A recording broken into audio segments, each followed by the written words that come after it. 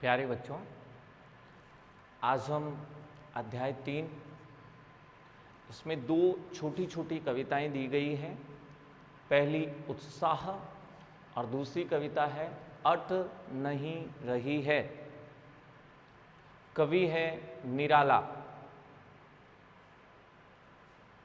पूरा नाम है इनका सूर्यकांत त्रिपाठी निराला। ये छायावादी रुद्र के नाम से प्रसिद्ध हैं। ये छायावादी कवि हैं और उसमें छायावादी रुद्र के नाम से इनको जाना जाता है। छायावाद के बहुत ही प्रमुख कवि हैं और इनका वास्तव में व्यक्तित्व भी बड़ा निराला है, बड़ा अनोखा है। इनकी पहली जो पाठ्यक्रम में सम्मिलित कविता है उत्साह, इसे हम पढ़ते हैं। इसमें बादलों को संबोधित करके कवि ने हमें ये प्रेरणा देने का प्रयास किया है कि बादल अचानक उमड़ आते हैं और जैसे इन बादलों के हृदय में बिजली की चमक छिपी होती है, इनके अंदर सृजन की शक्ति होती है, पूरे वातावरण को शीतल और हरा भरा ये बादल बना देते हैं। ठीक उसी प्रकार ये बादल हमें भी प्रेरणा देते हैं, हमारे अंदर भी उत्साह का संचार ये बादल करते हैं। इसीलिए इस कविता का नाम इन्होंने उत्साह रखा है। बादलों को संबोधित करके कह रहे हैं, हे बादल गरजो। विस्मयादि बोधक चयन है, पुकारा जा रहा है कि हे बादल तुम गरजो, गर्जना करो, क्योंकि तुम्हारी गर्जना से हमारे अंदर भी उत्साह उत्पन्न होगा। घेर घेर घोर गगन, घोर यानी भयंकर और गगन यानी आकाश। धराधर यानी बादल। हे बादल तुम आकाश को भयंकर रूप से घेर लेते हो, पूरे आकाश में तुम छा जाते हो, बिल्कुल पूरा आकाश अंधकारमय हो जाता है, काला श्याम वर्ण का हो जाता है। हे बादल तुम आकाश को भयंकर रूप से घेर लेते हो और उस समय बड़े ललित यानी सुंदर, तुम बहुत सुंदर लगते हो। काले घुंघराले बाल कल्पना से पाले। और बादल ऐसे दिखाई देते हैं जैसे किसी बच्चे के काले और घुंघराले बाल होते हैं। ठीक बादल भी एक बच्चे के काले घुंघराले बालों जैसे दिखाई देते हैं। बाल कल्पना से पाले, और तुम एक बाल कल्पना के समान पाले गए हो। जैसे एक बालक के मन की कल्पनाएं होती है, ठीक वैसी ही कल्पना से तुम भी उत्पन्न हुए हो। अचानक उत्पन्न कल्पना के समान हो जाते हो, अचानक उमड़कर आ जाते हो। विद्युत छवि, बिजली की चमक। विद्युत छवि, बिजली की चमक। उरी यानी हृदय में। हे बादल तुम अपने हृदय में बिजली के समान चमक धारण करते हो। आप नव जीवन देने वाले हो। आपके हृदय में वज्र छिपा है, वज्र के समान कठोरता। वज्र का अर्थ यहां होगा कठोरता। तुम्हारा हृदय है वज्र के समान कठोर है, अर्थात तुम्हारे हृदय में वज्र के समान कठोरता। किसी भी समस्या आ जाए तो जैसे हृदय कठोर होता है, मजबूत होता है तो संघर्ष कर सकते हैं, उसी प्रकार तुम्हारे हृदय में वज्र के समान कठोरता छिपी हुई है। हे बादल, तुम भी कवि को नई कविता के लिए एक उत्साह प्रदान करो, फिर भर दो। नूतन कविता के लिए, एक नई कविता के लिए उत्साह तुम कवि के अंदर भर दो। हे बादल, तुम गरजो। हे बादल, तुम गर्जना करो और उसी गर्जना से कवि के हृदय में नई कविता के लिए उत्साह उत्पन्न हो जाएगा, उत्साह भर जाएगा, इसलिए तुम गर्जना करो। विकल विकल, विकल विकल यानी व्याकुल, और उन्मन यानी उदास। इस संसार में लोग अनेक प्रकार की समस्याओं से व्याकुल हो गए हैं, उदास भी हो गए हैं। विश्व के निदाघ, निदाघ यानी गर्मी, सकल जन सभी लोग, विश्व के सभी लोग व्याकुल और उदास हो गए हैं। विश्व के सभी लोग गर्मी से व्याकुल और उदास हो गए हैं। यहाँ इसका दूसरा भाव लगाया जाएगा समस्याओं से, अर्थात इस विश्व के लोग अनेक प्रकार की समस्याओं से संघर्ष करते हुए व्याकुल और उदास हो गए हैं। आए अज्ञात दिशा से अनंत के घन, अनंत यानी आकाश, और घन यानी बादल।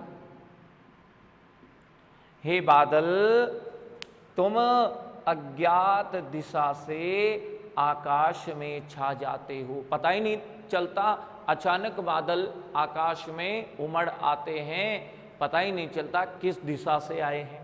तो कहा गया है कि हे बादल, अज्ञात दिशा से तुम आकाश में छा जाते हो।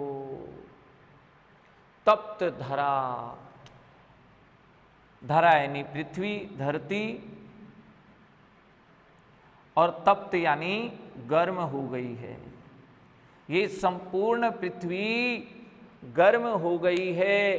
तुम अज्ञात दिशा से आकाश में आ जाओ, आकाश में उमड़ आओ और फिर से अपने जल से इस पृथ्वी को, इस धरा को शीतल कर दो। अर्थात हे बादल, तुम आओ, जिससे लोगों को उत्साह मिलेगा और उत्साह मिलने के बाद समस्याएं उनकी समाप्त हो जाएगी और सभी का हृदय शीतल या शांत हो जाएगा। इसलिए हे बादल, तुम गर्जना करो और सभी के हृदयों में उत्साह का संचार कर दो, जिससे समस्याओं से वो संघर्ष करें, उन समस्याओं को दूर करें और उनका हृदय फिर से शीतल या शांत हो जाए। इसलिए बादल, तुम आकर गर्जना करो।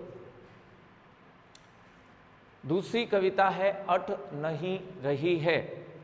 अट नहीं रही है अर्थात समा नहीं रही है। इसमें फागुन यानी फाल्गुन के महीने की मस्ती का वर्णन किया है, सौंदर्य का वर्णन किया है कि फाल्गुन के महीने का जो सौंदर्य है वो हृदय में समा ही नहीं पा रहा है। इतना सौंदर्य है, इतनी मस्ती है फाल्गुन के महीने में कि हमारे हृदय में वह फाल्गुन का सौंदर्य समा ही नहीं पा रहा है। तो फाल्गुन के सौंदर्य का वर्णन इसमें किया गया है। अट नहीं रही है, आभा यानी सौंदर्य, अट नहीं रही है, समा नहीं रहा है। फागुन यानी फाल्गुन,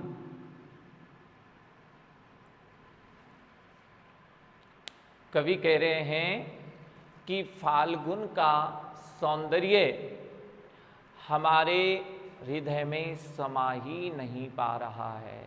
फाल्गुन का ऐसा सौंदर्य है कि वह हमारे हृदय में समा नहीं रहा है, तन सट नहीं रहा है।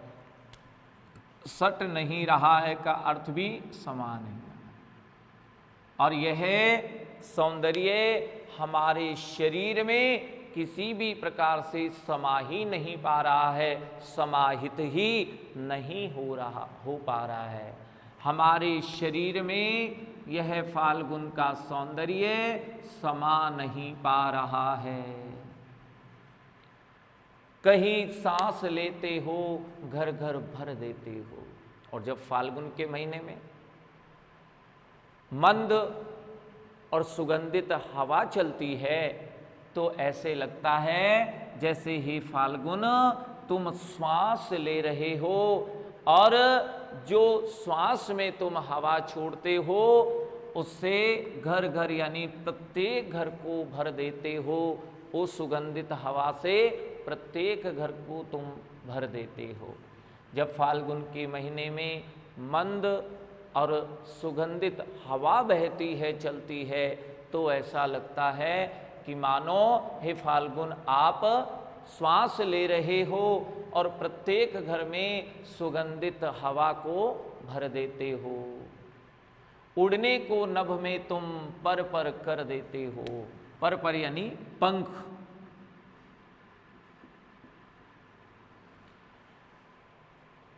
फाल्गुन से कहा जा रहा है कि जिस प्रकार पक्षी आकाश में अपने पंखों से उड़ते हैं उसी प्रकार तुम भी लोगों में ऐसा उत्साह भर देते हो, ऐसी मधुरता भर देते हो, ऐसी उमंग भर देते हो जिससे कल्पना रूपी पंखों से मनुष्य भी आकाश में पक्षी के समान उड़ने लग जाते हैं। आंख हटाता हूं तो हट नहीं रही है। अगर मैं फाल्गुन के सौंदर्य से अपनी दृष्टि हटाना चाहता हूं तो भी मेरी दृष्टि इस सौंदर्य से हट नहीं पा रही है। मैं फाल्गुन के सौंदर्य से अपनी दृष्टि को हटा ही नहीं पा रहा हूं। लगातार मैं इस सौंदर्य को देखता रहा हूं। पत्तों से लदी डाल। फाल्गुन के महीने में वृक्षों की डालियां पत्तों से लद जाती है, बहुत सारे नए पत्ते आ जाते हैं, कहीं हरी कहीं लाल। डालियां कहीं हरे हरे पत्तों से तो कहीं लाल लाल पत्तियों से वे डालियां लद जाती है, भर जाती है। कहीं पड़ी है उर्में मंद गंध पुष्पमाला और वृक्षों के हृदय पर पुष्पों की माला पड़ जाती है। मंद और सुगंध पुष्पों की माला वृक्षों के हृदय पर पड़ जाती है। जैसे ही फाल्गुन का महीना आता है तो पुष्पों पर, वृक्षों पर अनेक प्रकार के पुष्प खिल जाते हैं और ऐसे लगता है जैसे वृक्षों के हृदय पर पुष्पों की माला पड़ी हो और उन पुष्पों से मंद धीमी धीमी सुगंध भी आती रहती है। पाट पाट शोभाश्री। पाट पाट यानी जगह जगह पर, प्रत्येक जगह पर, जगह जगह पर शोभाश्री यानी सौंदर्य। जगह जगह पर फाल्गुन का सौंदर्य हमें दिखाई देता है। प्रत्येक जगह कहीं भी देखें तो फाल्गुन का सौंदर्य दिखाई देता है और ये सौंदर्य पट नहीं रहा है, अर्थात समा नहीं रहा है। हमारे हृदय में यह समाहित ही नहीं हो पा रहा। इतना फाल्गुन का सौंदर्य दिखाई दे रहा है प्रत्येक जगह पर कि हमारे हृदय में या हमारे शरीर पर वह सौंदर्य समा ही नहीं पा रहा है।